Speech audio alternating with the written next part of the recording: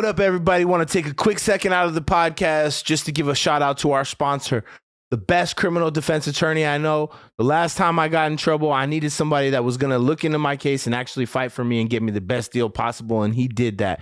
And I'll make sure that he does that for you. Make sure you shout me out if you guys reach out to him. They're the sponsor of the Convo. You know anybody, a family member, or yourself that make a mistake, you want somebody like him on your side.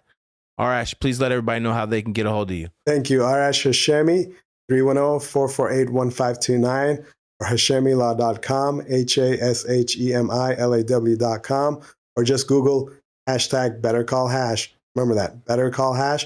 You'll find me on every social media channel all over the internet. 310-448-1529. You better call Hash. What up, everybody? Welcome to Legacy TV and welcome to another episode of The Convo. And you guys know what it is. I always try to bring you guys the best. And when I talk about the best, I talk about the history. I talk about the sport of Brazilian Jiu Jitsu, of mixed martial arts. I try to bring you guys things that are interesting, because I know this one's very interesting to me, because when I first started doing jiu-jitsu, I had heard very many stories about this man, this legend that we have with us here today. He's fought in MMA. He came to Orange County back in the days and started putting Brazilian Jiu-Jitsu in my town, which I love the martial arts and I love Brazilian Jiu-Jitsu. So this man is a blessing to many out here. He has a very big school called Total MMA and BTT in Tustin, California. And today is an honor for me, guys. I can't even say it enough. I've been trying to get him here for a while. I got Juliano Prado in the house. What's up, my brother? Thank you. Welcome. Man. Thank you. Thank you. I'm grateful to be here. Thank you for the opportunity. Thank you for being here, bro. It means a lot to me. You made my day, bro. When I saw happy. You said here, I was like, this is a great day. I told you I was gonna be here. It was important to me that I keep up with my. So tell me something. Recently, we were supposed to come on, and then you said you had forgot you were gonna leave out of town. Where did you go? I went to Kazakhstan for the AIGA. AIGA's Almaty International Grappling Federation. Some guys in Kazakhstan that are trying to put different twists into grappling and jiu-jitsu into the map. And they're, with some innovating ideas, some real cool tournaments. And it was in Almaty, Kazakhstan. So I kind of misplaced the dates and I had to be out of town. So you went there as a coach, not to compete. No. Yeah. I'm 50 now, bro. I like to fight. I think last time I competed, it was in the Nationals a couple years ago for American Nationals, no-gi. But I'm not like... I wish. You're imagine coaching. That. Imagine but you still train still train with all those guys, Julian. Don't try to act like you're not good still, because you're still a badass, and we all know it. Even but the age is different, man. With jiu-jitsu, I'm telling you guys right now, like especially for you guys that don't do jiu-jitsu, the age does not fucking matter. He could be whatever age he's gonna be for the rest of his life, and if you don't do jiu-jitsu and you're not good at jiu-jitsu, guess what? You're gonna get your ass kicked. And I can guarantee you that. But then again, there's Mika Govo. And there's some guys that like trained since they were little kids and the sport evolved. And as much as my ego want to say that, as I look at somebody, I think I can beat him. I look at everybody and I think I can beat him. But like, it's not the reality. Like the game changed, evolved. And some of these kids are so fucking amazing. They have wrestling, they have a top game passing, and they have a bottom game guard, half a guard, multiple types of guards. And, the game has evolved. Completely. Yeah. And the thing about it, but this is what I also think too, is that the game has evolved, but also we started in a different time. You started before me. So I know I started after you and my body's all fucked up. And I can only imagine what you've been through in all the years that you've been training. But the main thing is that you're still able to be on the mat at the age that you are, and you're still in fucking great shape as well. Well, thank you. Respect. Yeah, thank you. Through the years, I kept myself within the weight and within not competition shape, but like within the best shape I could be, because it's a lifestyle, It's not like the kids that you took to this tournament, they were your students, or you were just happened to be elected the coach of this for this show. Okay, so then gonna go back a little bit in history. So there's this guy called Darren, and a few years ago he showed up at the gym, and he was from Kazakhstan. Um, my other good friend uh, sent him over to train jiu-jitsu, and Ed Kogan sent him over. He was a jiu-jitsu guy, and he sent Darren over. And Darren from Kazakhstan, and we binded. We became good friends. He became a student and trained, and he made the connections to many Russians that came over, to many Kazakhstanians that came over, and we established this bridge and this connection with Kazakhstan. So then, when AIGA was founded a few years ago, and they start to establish some international tournaments. We participate through him and through Toligan, who is the founder owner of AIGA. Yeah, you're good. You can lean back a little bit. Am I good? Yeah, you're good. Yeah, you can be comfortable right there. I can kind of hear it. Yeah, so these guys that you were training with, it wasn't kids that are with you all the time. It was a student that happened to visit, and then you went to help coach them and some other kids in this tournament. No, different. Like, so these guys, they have a different vision, right? And they want to include the Asian and East Asian and the Russian countries, people that like don't all the time get to come here to fight in the United States for financial reasons, or they don't get a visa. Like right now, if you're a good grappler in Russia, you want to fight ADCC, you don't get the opportunity. There's a war, there's some other stupid shit that have nothing to do with us, right? That affect our careers, affect our relationships.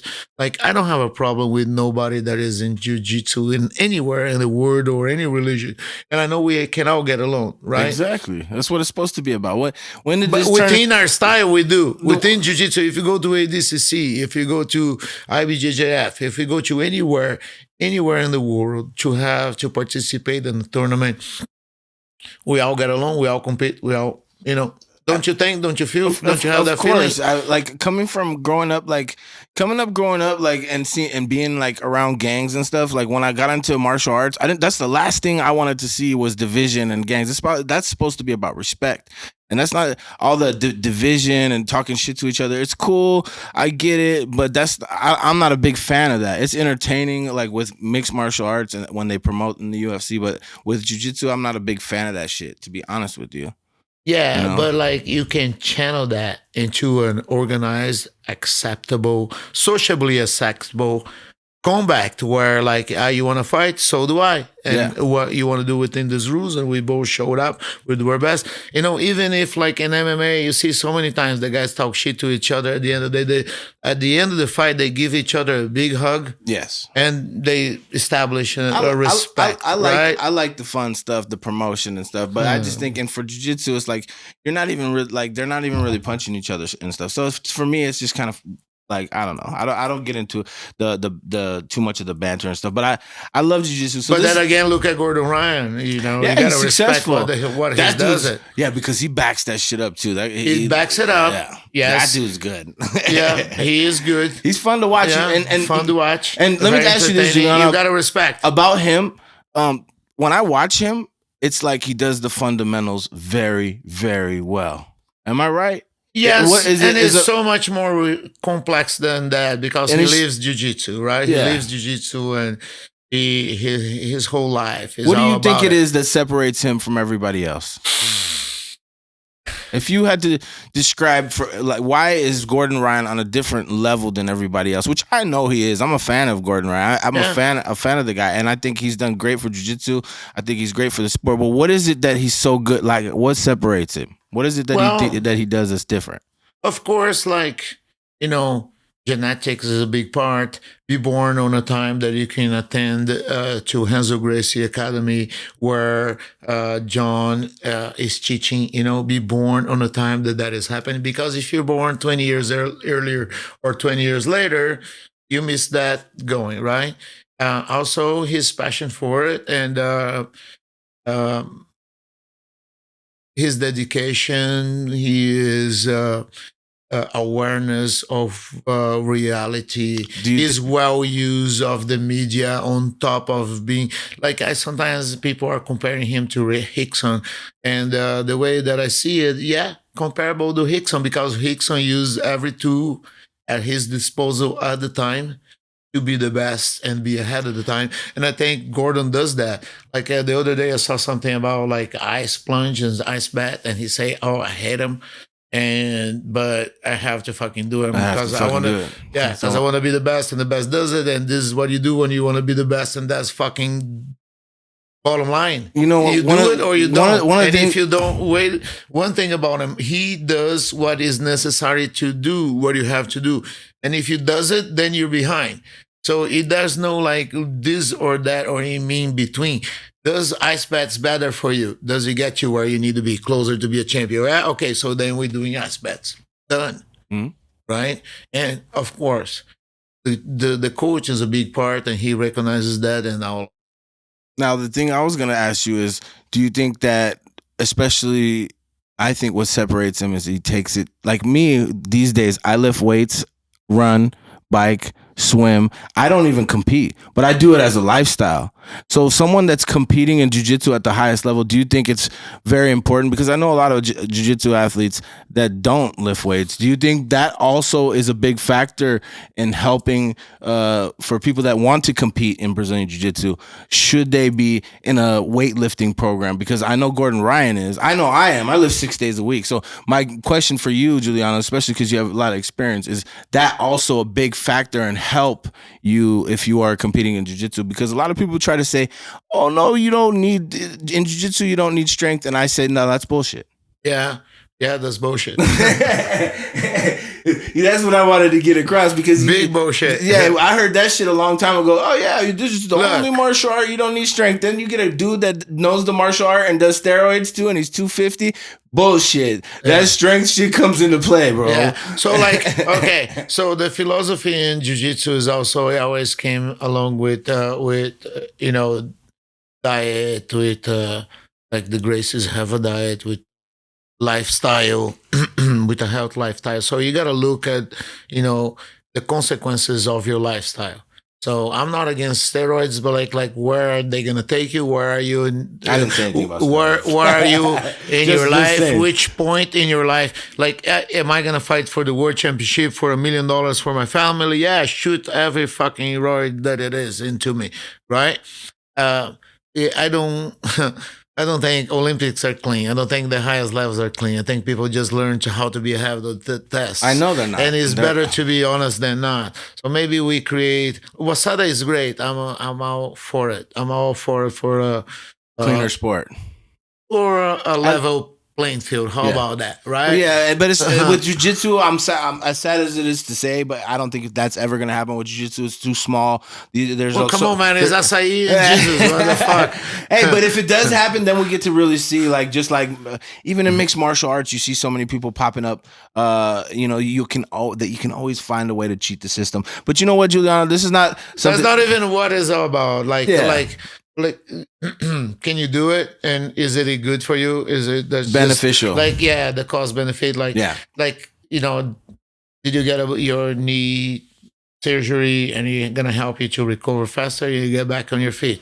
That's the proper time for sure. You know, you have to like prescribe to burn patients or like any other type of like, if it was really bad for them, right? Yes. So there's a time and application for everything.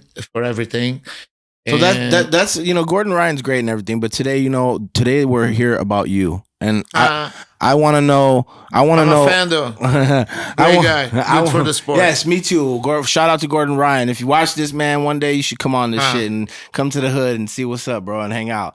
But yeah, Juliano, tell me, like, so you grew up in Brazil. I know that about you. What city in Brazil did you grow up in? And it's called Atibaia. It's right outside of São Paulo, the capital. 1 hour south São Paulo. I want to go there one day so bad. Joe keeps telling me, he's like, you need to come there. I'll put a show on for you. And now he's kind of living out there. Rio, though, right? I gotta go, bro. I gotta go out there. I'm gonna make a trip out there, and I want to do a show out there too, like a hip hop show. Joe keeps talking about it. That'd be dope. So, what was the town like out there? Was it well class? Did you grow up in a nice household? Did you grow up with your mother and your father? A small town. Outside of São Paulo, so you have access and you have like. You're aware of the world and everything, but like a small town, But my parents were divorced. So you grew up back and my forth? mom, no, my dad was gone most of the time. My mom moved back into her parents' home, and she was working, and my grandparents. Your grandparents raised her. helped raise you. Yeah, Hey, buddy, do you mind if we take 1 minute break? No, not at all. I need to go. No, pause. Not that strong. So you grew up with your mom and your grandma and grandpa. That's always like the best memories too, because I have such fond memories of my grandparents. And I bet you had good grandparents, and they helped take care of you. Yeah, and man. raise you. Beautiful life, growing, big backyard and riding bikes, and it was a calm town in Brazil. School was good. Everything was good. You were good in school? Yeah, I was good. I was proud of it. I didn't want to waste time. Did you hang around with bad kids over there in the town you were in, or were you like kind of like one of the good kids out there? I was kind of in between. Did you play sports? No, I wasn't good at anything. I suck at soccer. Like everybody fucking around me was good at soccer. It's fucking Brazil, bro. Yeah, but I have 2 left feet. Like I wasn't good. You wouldn't even want to play? At one point I gave up. You brought up soccer, so I have to tell you a fucking funny story. When I first started training with Master Joe Moreira, for those of you who don't Joe can throw a ball around. He told me, like, this was like I was a white belt. He's like I'm gonna go play soccer for my birthday with a lot of Brazilian guys, and I used Poor Joe, he always had a bad knee. He wanted to play soccer, but he had a bad knee. I played soccer as a kid, but I hadn't played in fucking years. And I tell Joe all these stories. Yeah, I won city championships. I was good at soccer. I thought I was. I was young when I played. Doesn't matter. I didn't play it in years, right? So the game starts. He's telling all his friends, like, this is my student. He's good at soccer. He used to win championships and shit. Listen, I run up into the Brazilians. I ran up and down the field twice. I tried to kick the ball. I threw out my right leg, threw out my left leg, and then I fucking hobbled off to the side and I sat down. I said, I can't play no more. Like 5 minutes, bro. There you go. That was the last time I ever tried to play soccer. That shit was fucking crazy. I told Joe Moreira to the Brazilians. No, I wasn't good at any sports. I was kind of like physically fit. I kind of like physical activities, but it was more like outside swimming, running, riding bikes, stuff like that. That's cool. So you weren't getting in trouble. Were you doing any martial arts at that time when you were young? No, not either. My family was very blue collar, so at a young age, I got a job. That's cool. What kind of job what was your first job? High school or junior high? No. Like age? No. I was like I was 12. 12 years old. Yeah, it was, shout out to my son. My son is 12. Shout out to Zach. My son's 12 years old right now. Good boy. It was a different time and place, man. You were working at 12? Well, everybody else was too. I was not very unique. Your parents are working; they're all blue collar, and they, guide you towards that direction, and you were proud of it. And they had a little organization that had kids, like proper kids' job. It wasn't just like anything. It was like controlled within the city. Was it good pay? How much money around? Do you even remember like how much? Not much, but it guides you in the right direction. Like it teaches you something while you're working. Like it's you would put like 4 hours, 4 hours a day, stuff like that. It's something positive, and you weren't doing something wrong. You're working which is good. Yeah, why not? So then, so how's high school? I don't know what high school is like in Brazil, but I went to, how do you call here when you go to technical? Trade school. I went to trade school. Yeah, I went to trade school. I learned how to be a machinist. Machinist? Yeah. What do they do? Damn, I'm sorry, people. You fucking cut metal, you weld, you make tools. Something like that. Yeah, you make tools for plastic injection, for bending metal, for cutting metal. Whatever you think that is this around something here is that making by a machine. Is this something that you genuinely wanted to do with your life, or was it something that you just thought, okay, I make a living and do it? It matched my personality, and it was like, okay, you're within a blue collar environment. Who's the highest fucking paid guy? Is the machinist. So I gravitated towards that, and then from that you get like CNC, you get computer controlled production, stuff like that. You gravitate towards those, like become a mechanical engineer, become a projector, become a, on that direction. Because I like math, I like trigonometry, I like work with my hands, I like welding, cutting, bending and stuff like that. Tempering, messing with metals. It was cool at the time, and I was in love with it. How long was it going to take you to get like certified? it was 2 years to be a general mechanic, general machinist, and another year to specialize in something else, like It's not a that higher long. level. And Yeah, then 3 years. So 14 to 17. And it was sponsored by the industry. So like you have a job and you have registered as an employee and they pay you monthly to go to school. And on the break, on the vacation times, you work for them for a cheaper wage. And 1 year after you graduate, you work for them for a Damn. cheaper wage than that level of professional would. And then after that, they hire you. So you're like in a path to Yeah, be. you're in the right path to Yeah, make to yeah, have yeah, a job yeah. and make a living. So Yeah. you made it all the way through that, Yeah, and then I you started did. working as a machinist. yeah. How old were you when you started the machinist job? So, right off of that, so 14 to 17, You're and then already- I graduated, and then 17 on until I was like 21. On the very day that my students at the jiu-jitsu gym, because Wait. Uh-huh. You got to take me back. You didn't tell me when you started jiu-jitsu. oh man, Wait. So you yeah. at 17 you hadn't started jiu-jitsu. I graduated, right? So I graduated and I go to this fucking job, and it's like, you're a machinist, you're getting good paid for 17. Yeah, working in the fucking, it was an industry it was a German company in Brazil, and they make seats for heavy machinery. So if you see a forklift, if you see Caterpillar, or like one of like those uh, heavy agriculture type of machines, the seats were making for this company, Grammar, from Germany. And they pay for you to study, and then they hire you, and you go through the ranks, and so then when I was 18, I fucking bought a car and I crashed to a light post and I almost died. I almost killed my friend. What? Yeah. 18 years old? 17 to 18. So were you intoxicated? what do you do when you're a boy? No, I was just dumb. Hey, listen, even if you were, people make mistakes. No, hey, trust me. I like a beer like the next guy, and I love to smoke a joint. Don't get me wrong, and I'm not here to deny. But it was not the case. It was more like naive and being raised not having a dad. So I'm trying to like being the guy. So I bought a car with my money. And then my mom hold the key back and the documents and shit, so I didn't drive. But I had copies. It was my car, my money. So I went to drive and to learn on my own. Without knowing how to drive? Without knowing. Brother, if you look back, I'm like, what in the fuck? My kid does that. Like, right? But in my mind at the time, I saw my friends driving, and I knew it already. Who the fuck is going to hold me back? So I went and I drove for 3 days, and then I crashed. And my friend. So the 3 days you taught yourself, it was fine. You were doing good. Yeah, you had it was stick shift too. Yeah, figure that shit out. I remember the noise.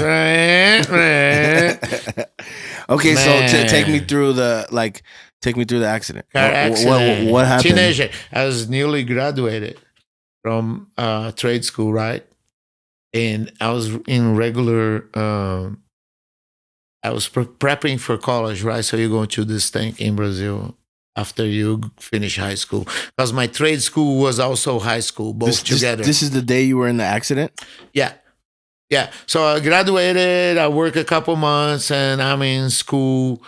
And it's like when you graduate from trade school, you also get your diploma, your certificate from high school. It's both together, because you all day for 3 years, right?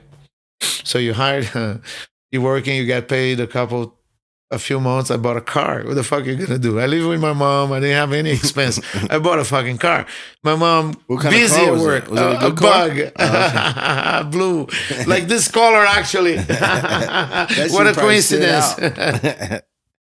So you, man, high school. I went to drive myself, and I crashed into a light post right in the middle. If it was a little bit more to the side, it would kill my friend.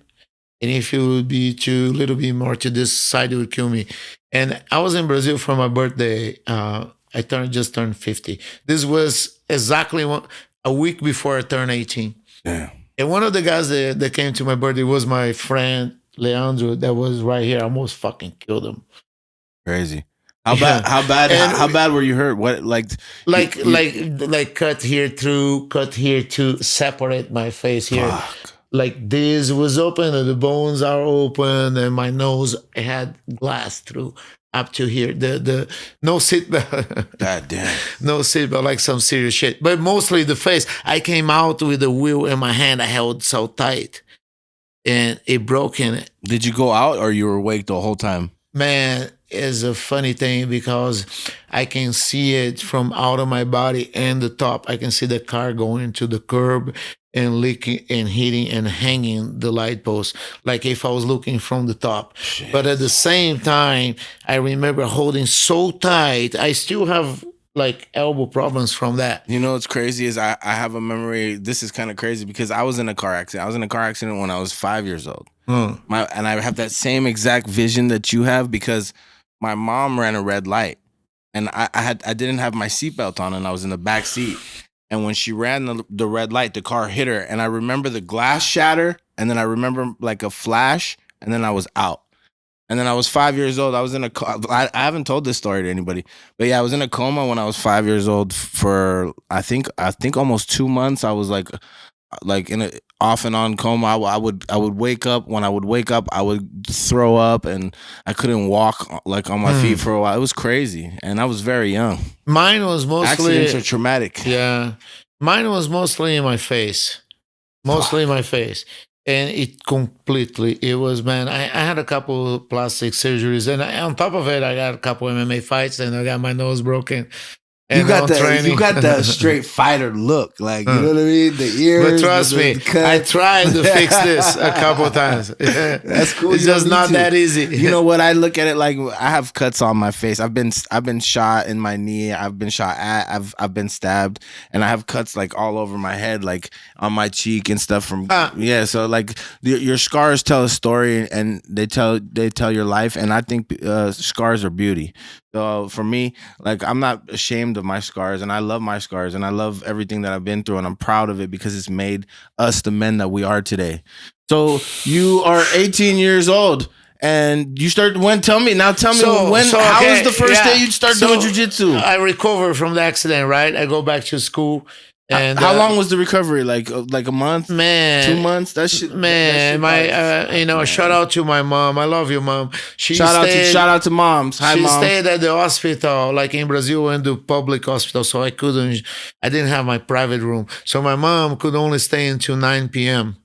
And so she would stay outside at the door the whole night, spend the night to come to be the first person in the morning for 2 weeks. And man, that's tough. Yeah, she lost some weight, and I mean, like that's kind of love is yeah. A mother's it's love. A big love with a big L. A mother's love. Shout out to all the mothers out there. They're the most amazing people. And I had a mother. So like when that. you come out from something like that, what do you want to do? You want to leave?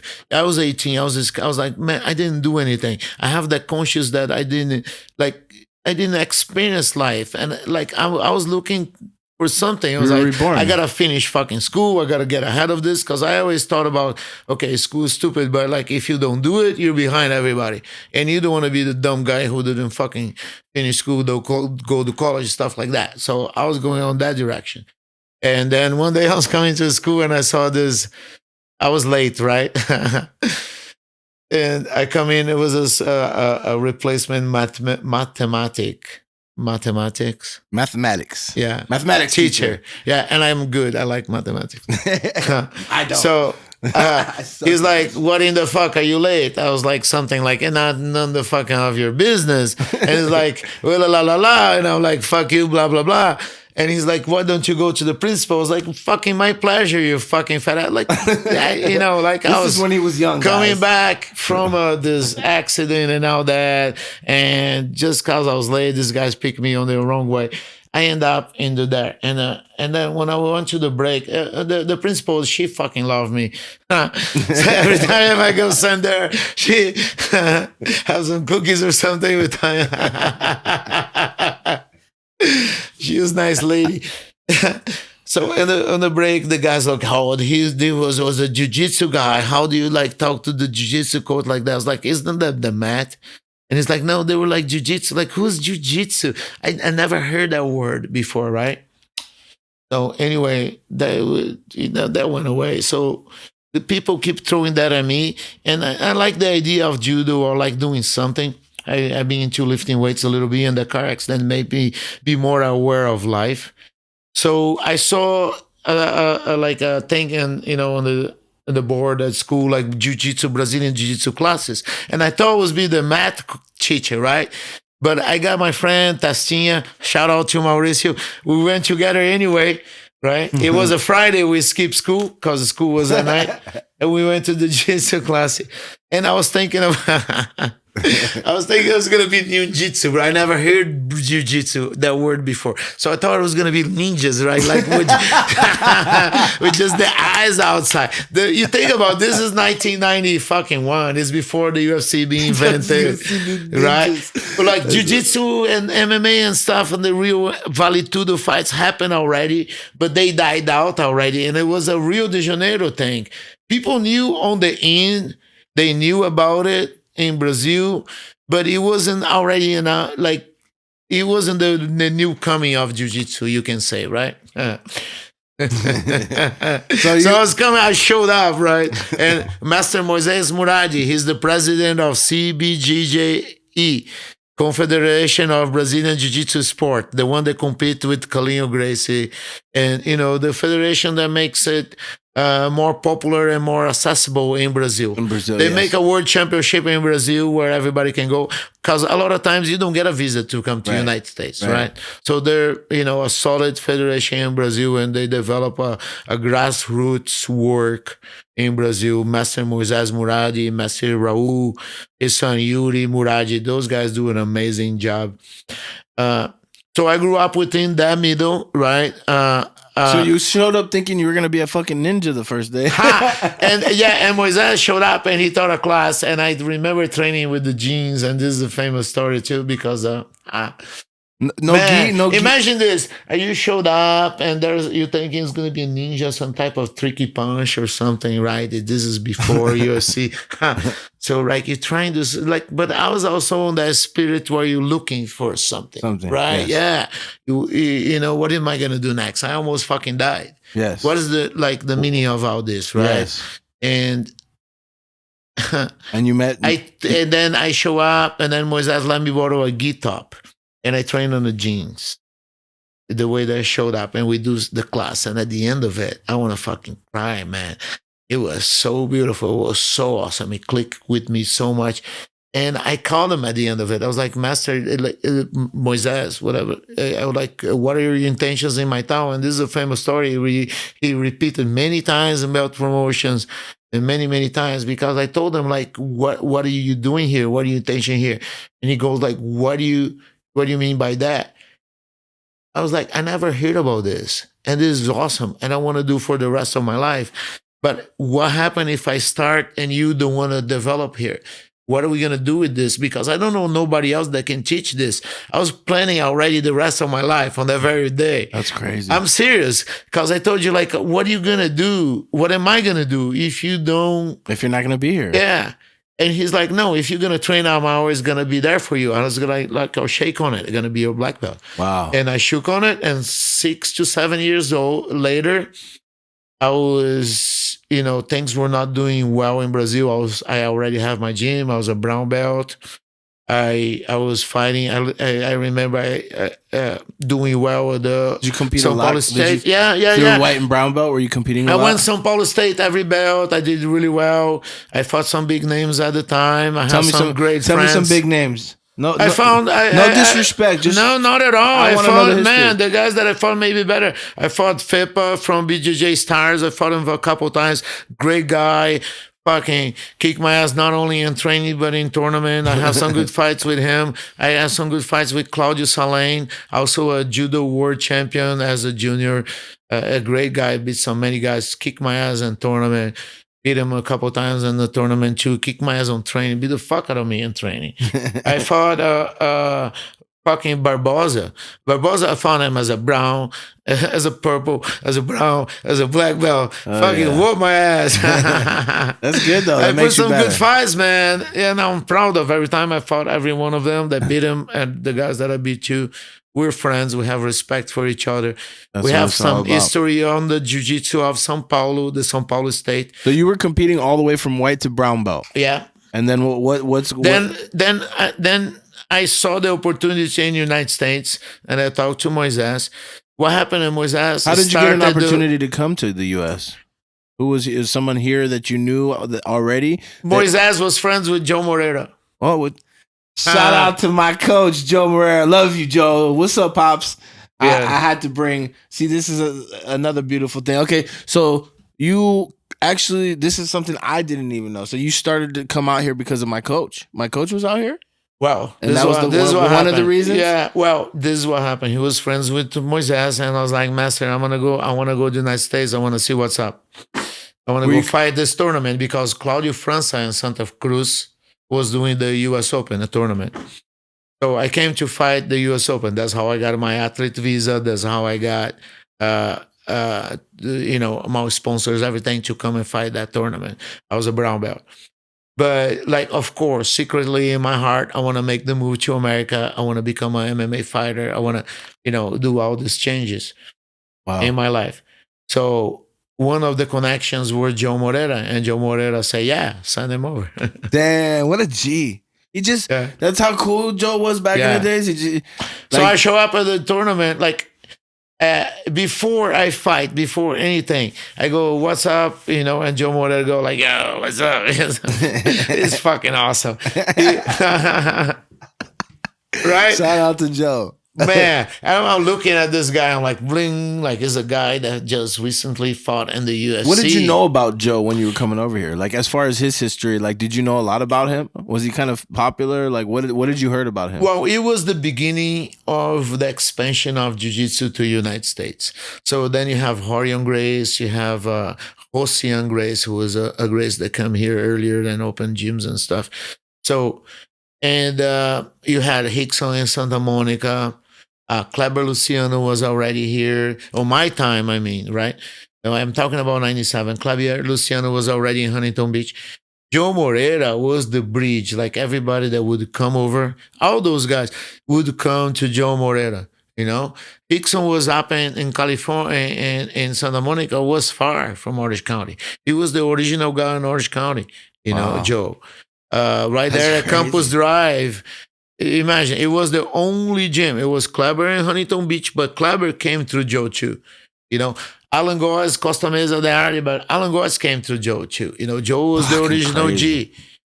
Yeah. Shout out to Joe. Love you, Joe. That's so what a good dude he was too, because I've heard the story that he just made, and now to hear someone else that I feel like is doing jiu-jitsu so well out here in Orange County and teaching jiu-jitsu out here. And Joe had another hand in bringing a guy over here. And so you started training with Joe out here at his gym, like when you got here? Or so I came to fight Orange County Open, US Open in Santa Cruz. So my flight was to LA and then to Santa Cruz and there.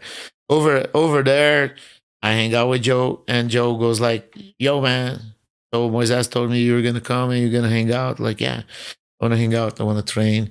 Nothing to teach. I barely spoke English. Actually, I didn't speak any English. Hey, you speak great English now. That's what matters. You speak great English now. So I see myself in a video, like, that's what matters now. Embarrassing. It's all right. You speak great English.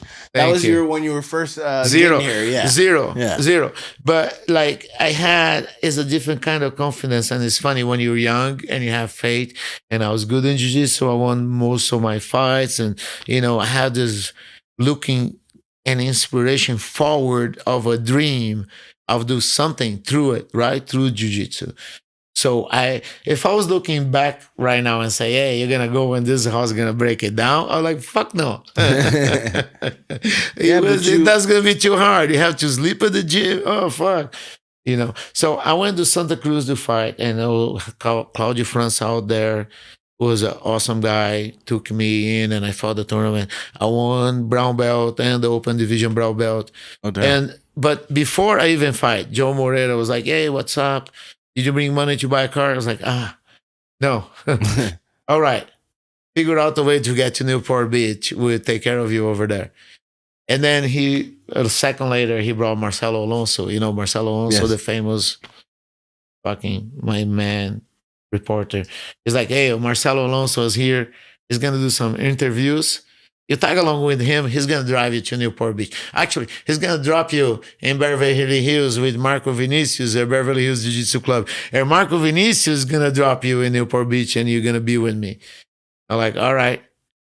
So, man, I got that ride with Marcelo Alonso. He stopped on because he worked for the Tatami gym, Tatami magazine at the time. He stopped at every gym at the time in California and interviewed every guy. So everybody on the way to drop me in Beverly Hills. So like every gym, one day he's like, "Oh, we're going to go to Torrance today." So we go there, we drive to the Torrance gym, to the Hoist Grace gym at the time. We park on the back. We get out of the car. Helio Gracie is there, fucking doing the laundry, Oh, right? shit. Yeah. That's dope. What a fucking memory. Imagine a little guy. I'm Shit. coming fresh from Brazil. Just did this tournament. This dude's gonna draw me at the gym that's gonna crash, right? But he's the future best reporter from Brazil on MMA, and he stopped at the Helio Gracie, the guy who invented this whole shit, That's right? so cool. And he walked me in, and I got a free pass to the front row interview. And as we walk in, we meet Jose Gracie, and I love you, Jose. You're the best. She makes fun of me to the day because of that. Because as he come in, she goes like, "Hey, Marcelo Alonso, what's up?" And Marcelo Alonso goes like, "Hi, Jose Gracie. Oh, you here for the interview? Let me take you to my dad." And she goes like, "Yo, grandpa, here's Marcelo Alonso." And I'm like this. I'm paralyzed. You're excited. It's good. Man, she laughs at my face every time we see each other. It's like, it's been 20 years. She still make fun of me. But it was a moment in my life. So I met Helio Gracie on that trip from Santa Cruz to the gym that I was going to stay with Joe. I met Marcos Vinicius. Shout out to Marcos Vinicius. The best. Legend. He's the best. Yeah. I want to have him on soon too, and we will make that happen. Man, that guy have so much. He's part of the history of Brazilian Jiu Jitsu in California and Los Angeles. Marcos Vinicius being involved with everyone and each one. Like my first MMA fights, Marco Vinicius coached me and cornered me to my victory, to my belt, Gladiator Challenge, to my fights at King of the Cage. Marco Vinicius is so important to me. A great man. Besides Joe was the first guy that took me in. Then there was, I was dropped. Marcelo Alonso dropped me, and I do all these amazing things, all these gyms that we stopped and we met all these people. Interview with Hoist Grace, with Horion Grace. Helio Gracie was sitting there. I'm like, yeah, numb in the room, like almost like he being interviewed, right? And I'm sitting next to it. So I got dropped at Marcos Vinicius, and Marcos Vinicius let me stay at his house a couple of days until I go to Joe. And Marcos Vinicius at the time was the coach at Beverly Hills Jiu Jitsu Club, one of the pioneers gyms in Los Angeles. And he still is. Yes, he still is. Yes, there you go. Shout out to Marcos Vinicius. But yeah, you know, that man. Like, I love to when Joe tells me he's around, like, and he's gonna teach a seminar or something. I always want to see it. He always shows some shit. I'm like, he got me again. I didn't know that one. Yeah, he's like he's good. He's really like good. the internet of moves. He knows everything. Everything. It's so cool to see. And a great referee. Have you seen when he's a referee? Oh yeah, no, he's just an all around cool dude. Yeah, he's an all around cool dude. guy. I met him when he first when I was training when I was a white belt. He used to come to our gym, and he would he was always really very close with Joe, and he would come to the gym. He would train with us. He would talk to us. He would teach us, and yeah, he's just been always a good friend, and he's a good dude. Respect. There you go. So did you get? I was dropped into that environment. So I was dropped into Marcos Vinicius' house, and Marcos dropped me to Joe, and I was Joe Moreira's to sleep at the gym. No, nothing no agreement or anything. I barely fucking spoke English anyway. What are you gonna say? Hey, give me a job. But I was stoked. I'm in the United States. I'm gonna figure out from here. You're gonna take care of it from there. You had a dream and you were gonna make it happen. So who'd you get your black belt from, if you don't mind me asking? So from Joe. From Joe. Yeah, from Joe. I didn't know that. Yeah, I went and I fought Pan Ams. I have some good fights. Warrior was like 1997 in the United States. So deep down, me and you are actually teammates. You know that, right? Isn't that crazy? You find something out every day. This is beautiful. Okay. Yeah. So I had to call my coach. I call Moises and I like, hey, Master Joe is giving me black belt. And Moises, I never forget. He's like, if I send you as a brown belt and Joe Moreira tell you're a purple belt, I'll be embarrassed. But if Joe Moreira tell my brown belt is a black belt, I'm honored. You go in, you take it. Wow. Yeah. Wow. That's crazy. That's so awesome. Huh. Respect. So you were a black belt, and then 1998. Which year are we now? We are in 2024 now. How many years that makes? You were a black belt in 1998. I was 17. I was 17 years old when you were a black belt. That's crazy. That makes me fucking old. I wish I knew jiu-jitsu. I wasted the next 4 years or whatever. but that's you wouldn't okay. have such a beautiful story if you didn't learn jiu-jitsu in the right time. Oh, yes, you're right. I had to go through what I had to go through. Things can be like flat and level. Yes, you're right. So you get your black belt from Joe, and then it's time to like chase. Like you wanted to be an instructor, right? Like that was your goal. Yeah. Well, so as I was at Joe Moreira, there was a couple opportunities to teach. That I took advantage of it, and I became a coach there like within like 3 to 4 months. I was coaching at the gym, at the old campus gym right there in Newport Beach. Okay. Yeah. So I became a coach there. I took, I took a piece of cardboard and I drew a person and I wrote on the way that I understand: head, neck, shoulder, elbow, hip, back, and here I did the list of push-ups, sit-ups, like the list, and then here I did like the name of choke, like how I write in Portuguese, but how do you say in English, right? Yeah. Choke, elbow, stuff like that. So I remember a classic that I would say like, shut up and follow me. So I would run those classes when it was missing a coach, there was an opportunity to teach a private, and man, thanks for Joe. He gives me the opportunity, and you don't just show up in the United States and open a door and people go train with you, right? But if you have a group that are there and they're already there to learn jiu-jitsu, and they will respect you in a different way, they pay attention to you a different way. So it's an opportunity to you to become a teacher, right? To how to teach. And so with that piece of paper with the main words that I need to say in English, I was teaching within the 3 to 4 months. And then there was an opportunity for a Joe Moreira gym in Seattle. So I went to Seattle. Oh, wow. I didn't know this. Yeah. So you moved to Seattle and then you started teaching out there. How long did you stay out there? Like 18 months to 24 months. And at that time, you still didn't know any English? No. I learned. I was already like... You were speaking good? Not good, but I knew it together to work. Yeah. No, it wasn't good enough to work. More than enough to work. Okay, good. More than enough to run a gym. So, okay, perfect. Yeah. So you picked up English as you were out here, and then you're teaching in Seattle. Then how long? So you teach 18 months? Yeah. And then what happens? You end up coming back here? Yeah, so... were you teaching at Seattle was gym? amazing. People in Seattle, they're amazing, and that was a great opportunity. It was a Joe Moreira gym.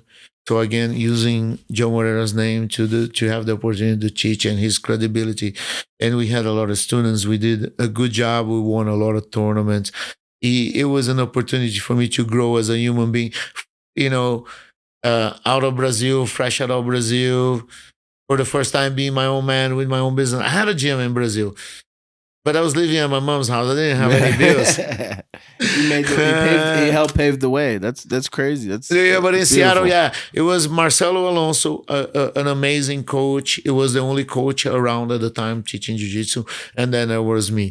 And the competition with Marcelo Alonso made me grow so much because he was an original Carson Gracie guy, a guy that was multiple levels above me, you know.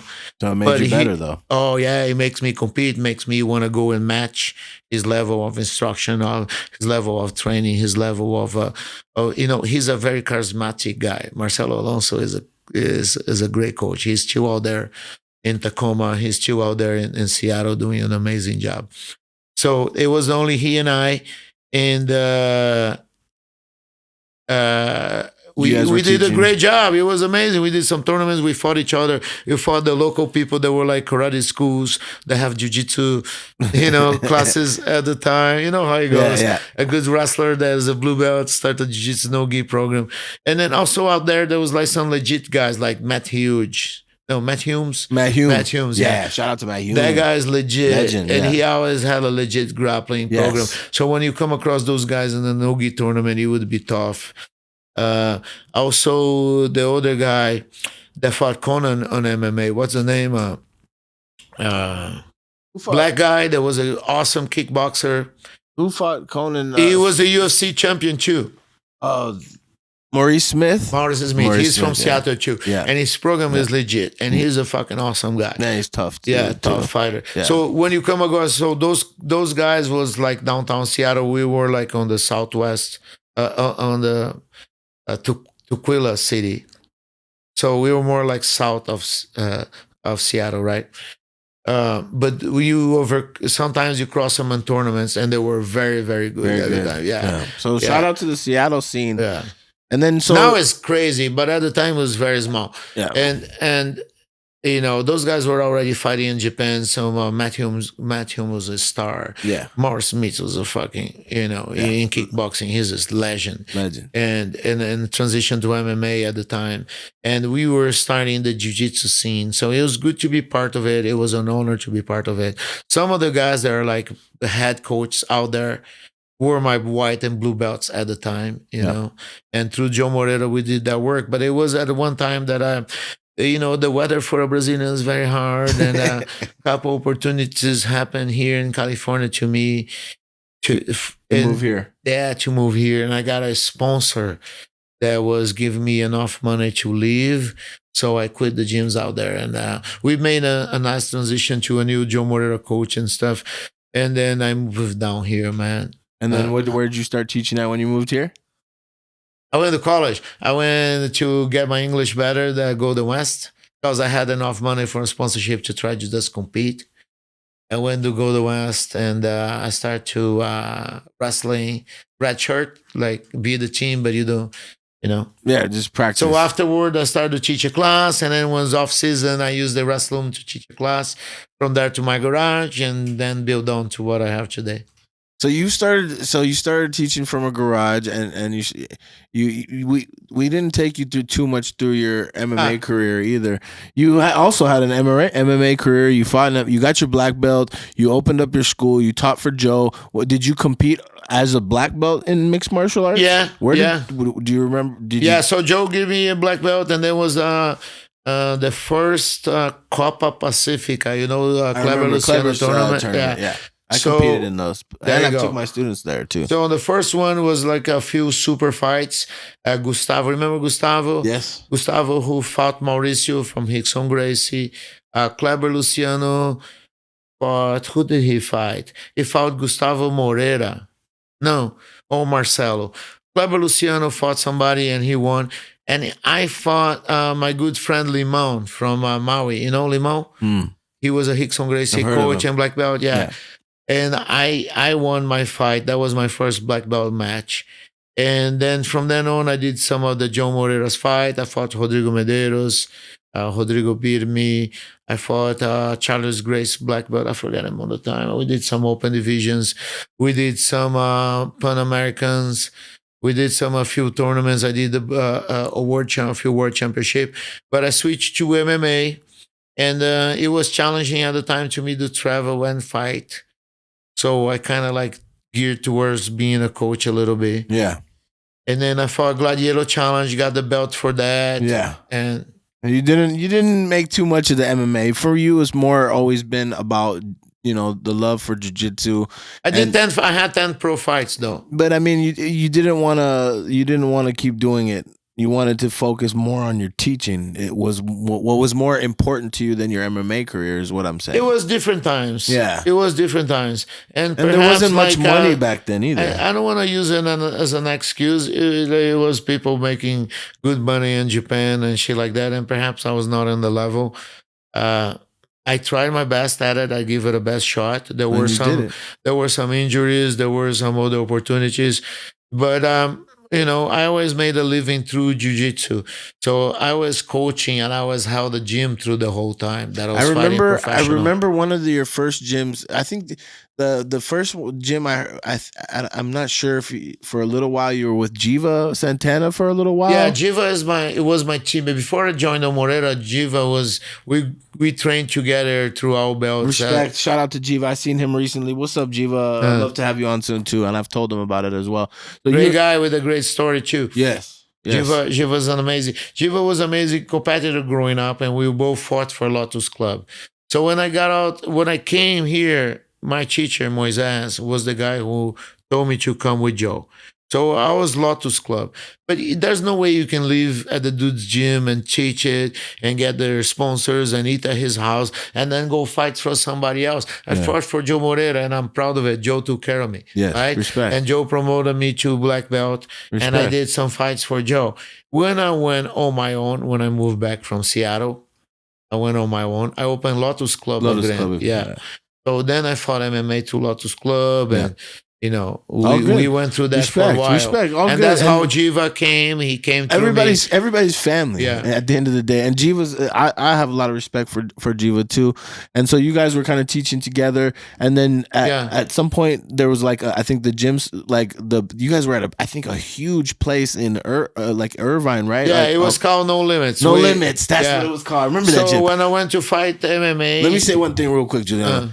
This place, No Limits, was fucking beautiful. What a gym! Like when I went there, it was really nice. It was the biggest concept on an MMA gym ever in Orange County. It was a dream between Colin Oyama, Quinton Jackson, and I. And there's one of my students called Jim Santinello, who was a construction guy who put all the money down. We built this gym. It was like it had 2-3 mats, 2-3 cages. It was huge. It had 150 bags, a ring, or at 1.2 rings, and luxury showers and bathrooms, and it was amazing. And through that, the little areas around there, those gas stations and shit, there you go. and the Motel 6 and stuff. I used to drive all through there selling CDs and shit. So I would run into Jiva walking across the street. You came in a couple of times. I remember you. I come in and I always you guys were Joe used to always talk about you guys so well. You guys were a little ahead of my time. We had a good relationship, but that was family for me. So I always looked at you guys like this. My coach has love and respect. Dude, we went on different paths.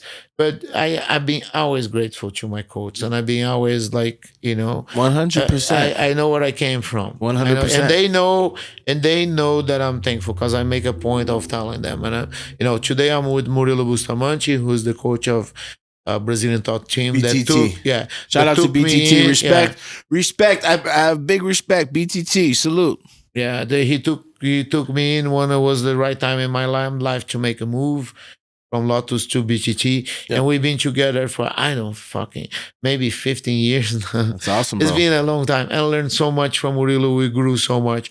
We developed so much, and I'm proud to represent Brazilian top team now. And you have a very beautiful gym. I see you on social media these days. I run into you at all over the years. I've seen you consistently always at the tournaments, and I always have big respect for you. And it's really cool for me to see, the vision of a real coach, and I believe that you're one of them out here. And I have big respect for that. And, to have a dream, because it's not easy to be a coach. It's like people sometimes think it's glamour And no, it's not. It's very difficult, and there's tough times, and coaches are human beings too, and we have lives. Well, let's be honest. It does play to your ego, all right? Because you see a kid that you train win, and like something that you put, like you teach this particular armbar that he execute in the tournament, or you give the proper advice, or you good. guide a kid through high school, and then he graduated, and then he get a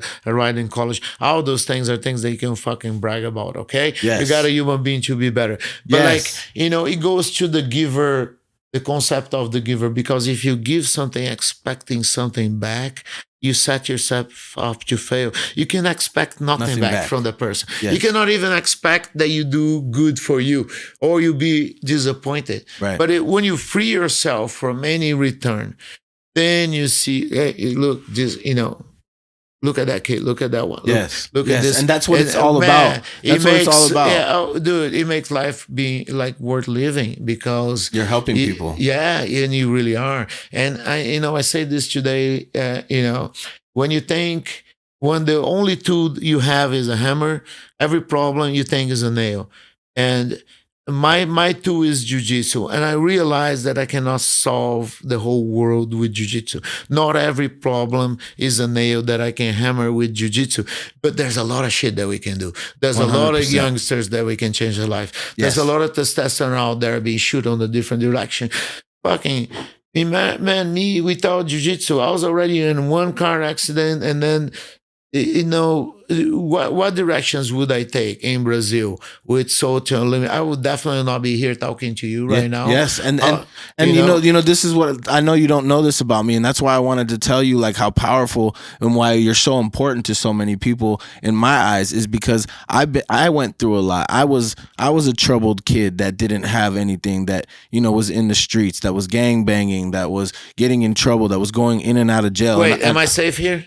He's safe. We got him. We're good. I can't fight. He's good. We keep it good in the hood over here. Not 3 at the time. We gotta go. Line you guys up. But at the time when I needed something the most, when I needed a mentor, when I needed someone to be there for me, that I respected, that I could look up to, that could help me, I found Master Joe Moreira, and he's the man that put me on the path and told me, like, listen, you need to get out the streets, you need to be on these mats. And I literally, it changed my life. And I had been stabbed, and I had been through many things, and for me to almost be dead, and you look all right. I'm here, and thank God for that, because jiu-jitsu was there for me to give me a different path, to set me away from the wrong people that I shouldn't be around, to make sure I'm in the right places, to make sure now I'm in a position to help other people that were like me. Yeah, and I see Master Joe with so much love, and other masters like Master Mansour, Master Moises, Murilo Bustamante, and Juliano Prado. Thank you. That's what you are, and so are you. And you see those guys, and you put yourself on those positions, and you see yourself doing the same things, and you realize you're just a channel, right, for this tool, for this awesome thing that is jiu-jitsu. And you can call Brazilian Jiu Jitsu, Japanese Jiu Jitsu, grappling, is this thing that put us have us on the same level, have us on the same playing field, make us respect each other as human beings, develop friendship, lifetime friendships, give a meaning to our lives, and so many other positive defend yourself, things. Keep yourself healthy. Yeah, we tell the kids all the time that hopefully we never have to, right? Yes. If everything goes well, you never have to defend yourself. Inshallah. Right? But sometimes, and if you do, it's better to be a warrior in the garden, like they say. Yes, right? sir. You have to. Thank you very much, Juliano. This is big for me, and I wanted to bring here to highlight you, because I feel you're one of the best coaches in Orange County, California. And I feel like when I look around, and I've been at this for almost coming up to 19 years, and I've really got to see the jiu-jitsu grow out here, and to see you here with one of the biggest schools and doing so well and just being such a good person and such an advocate for jiu-jitsu. I wanted to make sure I highlight you today and give you your flowers and my respect from Legacy TV and the Convo. I want to make sure that you guys know that he's a legend. He's a guy that's been through it all. He's fought in MMA, he's fought in jiu-jitsu, he's competed in jiu-jitsu, he's taught, he's helped people. He has a lot to offer, and he's right here in Orange County, California, and he's got a lot of different programs. So if you guys need to ever get a hold of someone that you would like to learn from and hear more from, which was a good friend of mine, Juliano, please tell everybody on Legacy TV how your Instagram, your information, so they can get a hold of you as well. Yeah, is Juliano 51 no. 515. The Instagram. We go Smoothie. I think I can get this on.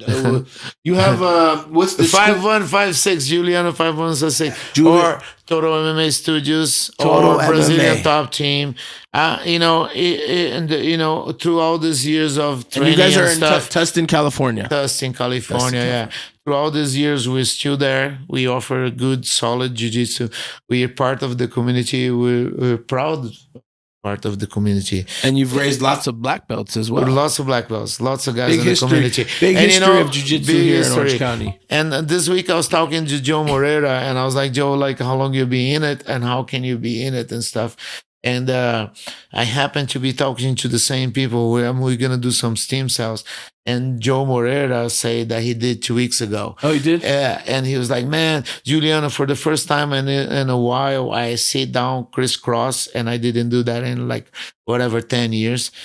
Yeah. And so he did 2 weeks ago, and he, by accident, I happened to partner up with these guys for New Hope Regeneration. New Hope Regeneration. Yeah, I want to give a shout out to New Hope Regeneration. I'm excited with their therapy. I'm looking forward to do it so I can maybe do another 10, 20 years of jiu-jitsu. You know what I'm saying? Brother. Ride it to the sunset. Hey, you know what I said to my people recently, Juliano, and you're going to love this. I said, the way it saved my life and what it's given to me and what it's done for me and the impact that I'm able to do now and help young kids and help people, even older people. I want to be buried in a gi. That's why it's so blessing. But I'll do it to the end of my life. That's why it's so blessing. But it gets to a point where it gets a tool to your body too, I cannot train on the way that I used to it anymore. No. So I'm excited about this therapy because I want to see if I can put more miles to it, more training to it. If I train harder 2 days now, I have to take a break of 2 weeks. My shit hurts to sleep on this side, hurts to sleep on the other side. You know what I'm saying? So what does that tell you guys? If you happen to train with Juliano or someone on that level that's been through it, maybe you guys should slow down a little bit. Maybe you guys should train a little bit different so you can learn more. If I'm training with my coach, Master Joe Moreira, these days, I can tell you what, I'm younger just than for him to take the time to give that attention, to sacrifice his body for 1 hour to be there with you, a master 8 degree, you gotta fucking back up and let him do his thing. You play, you know what I mean? You train with them. There's nothing to prove against that, man. Exactly. You have to absorb that lesson at that moment. I had an opportunity to go with Arona. We went to Hickson Gracie the other day. And Arona was sitting here with me. He's a good friend of mine. He did a seminar in my gym. Shout out to Ricardo Arona. Shout out. Please come by the podcast soon as well. And we went to Hickson. And, for that man to stop and set it up a schedule and take us in and sit down and talk to us. If he was to train with us or to show anything, there's not a point or trying to discuss or argue or try to force or try to be hard on him. You sit back and absorb and take the lesson and be grateful, right? 100%. He already proved his points. He paved the way for us. Yes, sir. Right? And so did Joe. Yes, man, sir. Joe was the pioneer, man. I'm so thankful. He's the man. Thank you. And I'm thankful to you. Thanks for having me. God bless you, bro. Appreciate Thank you so much for being here today. Big respect to you. Guys, BTT, Total MMA in Tustin, Juliano Prado, a legend, a good friend of mine. Respect. We need to love each other. We need to lift each other up. We need not to divide. We need to unite. Jiu-jitsu is for everybody, and it helps everybody. This man deserves his flowers, and he got them today on Legacy TV at the Convo. We will be back soon. Thank you guys for tuning in. Tell your mama, tell your daddy,